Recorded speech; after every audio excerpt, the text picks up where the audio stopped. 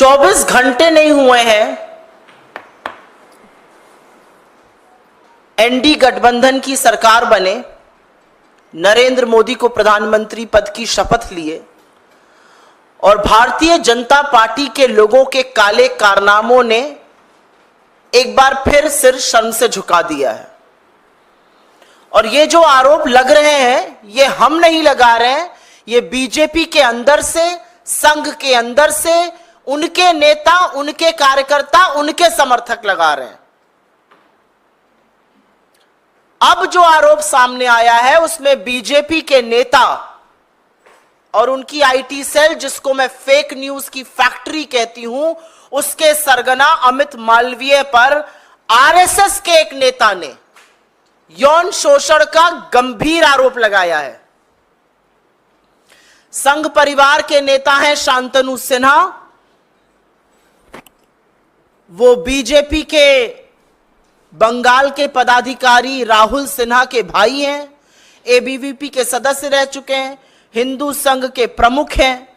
उनका कहना है कि बीजेपी आईटी सेल के प्रमुख अमित मालवीय बंगाल में औरतों का यौन शोषण करते हैं और सिर्फ 5 सितारा होटलों में ही नहीं, बीजेपी के दफ्तर तक में यह काली करतूतें चलती हैं।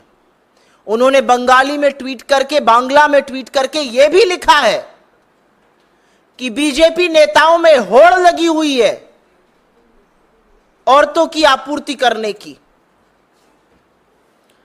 उनका कहना है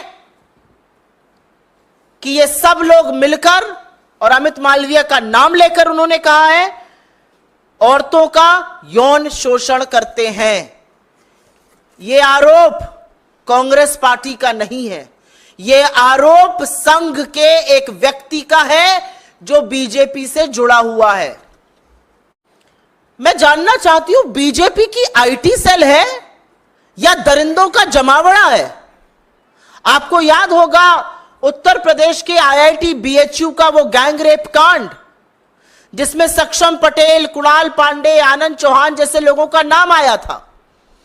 ये सब शीर्ष नेतृत्व ही नहीं, प्रधानमंत्री मोदी के बड़े करीबी लोग, लेकिन ये बीजेपी की आईटी सेल के संयोजक, सह संयोजक और उसके सदस्य थे।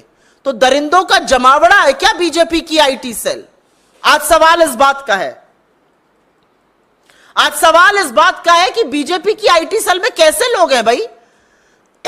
एक ध्रुव सक्सेना था, आईएसआई की मुखबिरी करते हुए पकड़ा गया था, हिंदुस्तान में मुखबिरी करता था आईएसआई के लिए।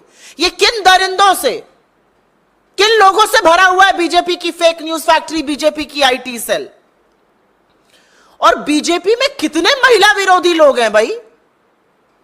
हाथरस से लेकर लखीमपुर, लखीमपुर से लेकर उन्नाव, उन्नाव से लेकर चाहे वो उत्तराखंड की अंकिता भंडारी हो, चाहे वो गुजरात की बेटी बिल्किस बानो हो, चाहे वो इस देश की सबसे होनहार खिलाड़ी बेटियां हो, हर बार आरोपी बीजेपी का नेता, कभी कुलदीप सेंगर, तो कभी चिन्मय आनंद, तो कभी ब्रजभूषण, तो कभी अंकिता भंडारी का हत्यारा जिसके पिता बीजेपी के नेता है।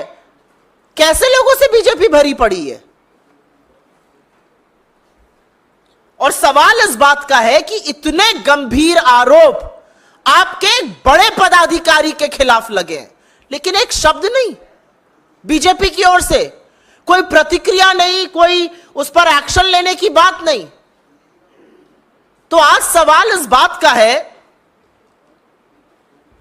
कि सुई टपक सन्नाटे का सच क्या है?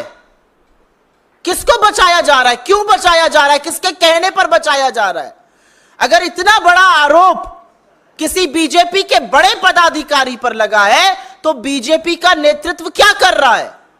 नरेंद्र मोदी किस मुंह से महिलाओं की संरक्षण की बात करते हैं जब वो संरक्षण हर बार आरोपी को देते हैं?